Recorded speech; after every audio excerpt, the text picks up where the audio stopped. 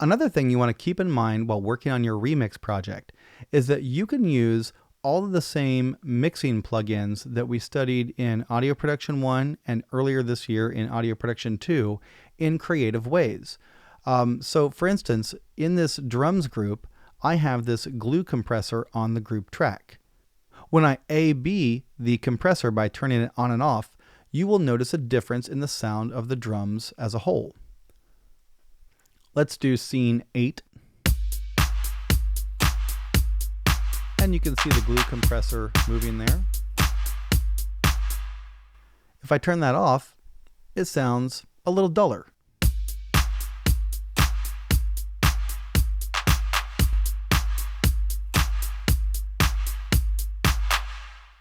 The glue compressor adds a lot of excitement and pump to the music, to the drums, and that's exactly what you want, especially in like dance music. On each individual track, I'm adding other effects. On the beat 1 track, I have another glue compressor and EQ. For this impact kick, I have drum bus. On the halftime beat, drum bus, glue compressor. On these MIDI drums, I have drum bus. And listen to how it sounds.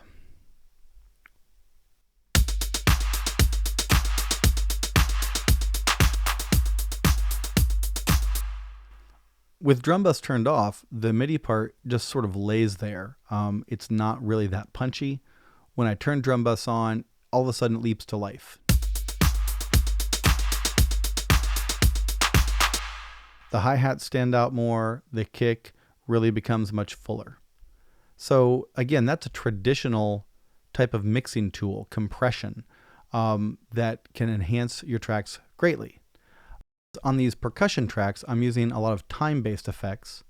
If I go to my percussion 1 track, you can see I have delay and auto pan. So if I solo that track, you may be able to hear this subtle auto pan effect, especially if you're listening in headphones.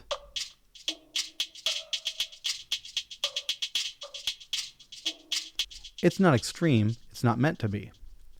If I go over here to my shaker track, I have a delay on it. Let's listen to the difference with and without the delay.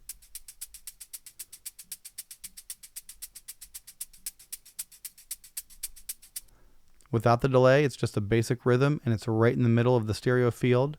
With the delay, I have the left side set to 3 16th notes and the right side set to 4. So it creates this sort of interesting back and forth rhythmic interplay between the sides.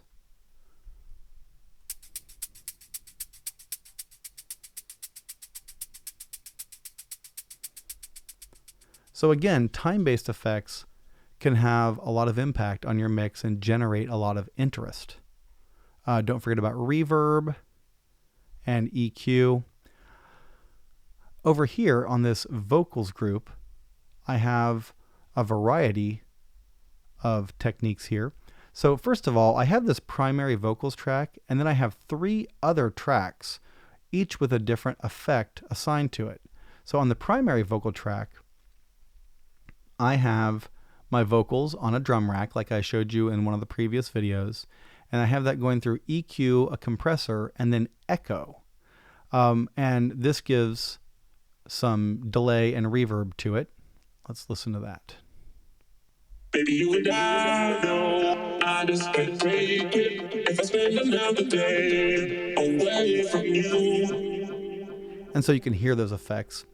If I go over here to the Vox with flanger, now this has all of the same effects, except it has a flanger involved too, and the flanger will make it sound kind of like swirly, for lack of a better word. You are contagious. You are contagious. And you can hear that swirling sound. In this track, I have saturation on the vocals to give it a little bit of a distorted edge. I also have this automation here for the transposition of the sample. So I'm transposing it up an octave from -1 to +11 here. Remember, all of the vocals here are pitched down 1/2 step already. You are contagious. You are contagious. You are contagious. You are contagious. You are contagious. You are contagious. You are contagious. You are contagious. And you may have also noticed that there is panning automation. And if I go to my mixer panning, you can see that panning automation there. So there are a lot of things you can do with regular mixing tools and automation to add excitement and variety to your tracks. Last thing I'm going to mention in this video is don't forget that a lot of the instruments in Ableton Live have built-in effects.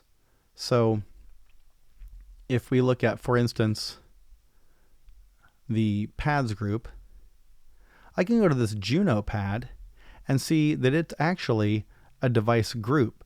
I've revealed the chain here so that you can see this vocoder, reverb, the utility with gain control, all in the same chain. And those have the most important controls mapped to these macros here.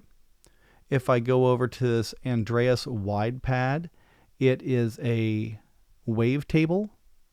And if I look at the matrix here, you can see there's a lot of modulation going on. LFO modulation, envelope modulation. And so a lot of these instruments already have the effects built in. It's a different way of working than in another DAW like a Pro Tools or Logic or something, where the effects tend to be more external. In Ableton, a lot of the instruments and a lot of the audio effects, they sort of go together. The effects can be built right into the instruments. So my final pieces of advice for this video are to keep perspective in your remix. Keep it interesting. If you're not grooving in your chair, sort of when you're making it, you may be heading in the wrong direction if you're working in a dance style. So try to keep the audience's perspective as you go along. And if you find yourself losing that perspective, get up, take a break, walk away, come back later, try it again. Getting away from your mix for a while is a great way to freshen your perspective up. In the next video, I'm going to give you a tour of this remix so you can see how I built it up scene by scene.